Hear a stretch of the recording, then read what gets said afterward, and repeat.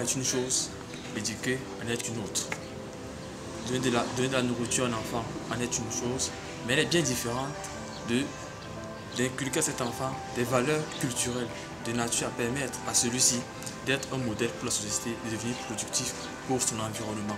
Mais c'est tout le contraire, observé aujourd'hui dans notre société avec la dépravation des mœurs, où nous observons de plus en plus des jeunes qui, à l'insu de leurs parents ou alors de leurs enseignants ou responsables d'établissement, organisent des rencontres entre camarades qui s'apparentent de plus en plus à des séances de partous. La jeunesse africaine évolue au même rythme que la jeunesse européenne et perd de plus en plus les pédales en s'illustrant par des actes obscènes, dégradables, plutôt que des actes qui valorisent l'homme ou qui valorisent nos cultures. La vidéo en circulation ces jours sur les réseaux sociaux, notamment concernant l'incident survenu au lycée bilingue de Kribi, en est une parfaite illustration, où nous observons des jeunes filles en train d'exhiber leur corps, des jeunes garçons qui consomment des stupéfiants, des jeunes filles qui dérangent en secouant leur homme, et nous observons des scènes qui laissent le public sans voix et dans un état de choc inexplicable.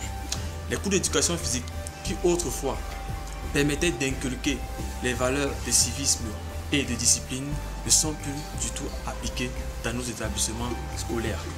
Bien plus, nous observons que la jeunesse de plus en plus dans nos établissements scolaires se manifeste par des violences verbales et des violences physiques.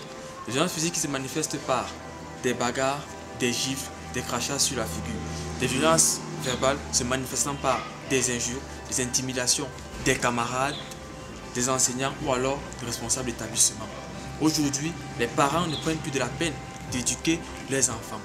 Aujourd'hui, l'enfant est devenu l'indiscipliné qui se manifeste par la violence, qui est violent, violeur, voleur et tueur. Il est donc plus que jamais important de saisir le taureau par le corps, car il y a un langage de la sagesse africaine qui dit on ne peut que s'attaquer ou alors on ne peut qu'abattre un arbre en s'attaquant à ses racines. Il est donc important que toutes les partitions de la société jouent leur rôle dans l'encadrement de l'enfant, notamment l'école qui doit inculquer les valeurs d'intégrité, l'école où on doit revoir le contenu pour davantage mettre l'accent sur les notions de civisme, de discipline. Nous le savons tous, la loi portant orientation de l'éducation au Cameroun du 14 avril 1998, à son article 2 alinéa 1, dit clairement que l'école pour l'éducation est une grande priorité nationale. Que dire de l'article 5 alinéa 1 qui dit que l'école a pour objectif de former des citoyens qui sont ancrés dans leur culture, ouverts au monde et respectueux de l'intérêt général. On veut également parler ici de la famille qui est le premier milieu de socialisation où les parents doivent inculquer à leurs enfants les valeurs de probité, les valeurs d'honnêteté, de sincérité, les valeurs de tolérance, d'amour, de pardon et de partage. Les médias ne sont pas restes. Les médias doivent présenter des contenus de nature à pouvoir transformer le citoyen au sein de la société.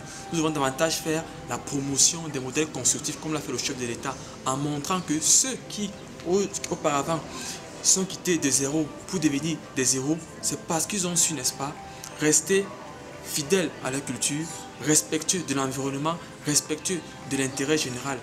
Que dire également de la prière que nous devons mettre l'accent parce que c'est dans l'esprit des hommes que naît la dépravation des mœurs. C'est également dans l'esprit des hommes qu'il faut combattre cette dépravation des mœurs. J'espère que le livre du professeur Formon, là de travailler dur, vous permettra davantage de pouvoir cultiver votre développement personnel à travers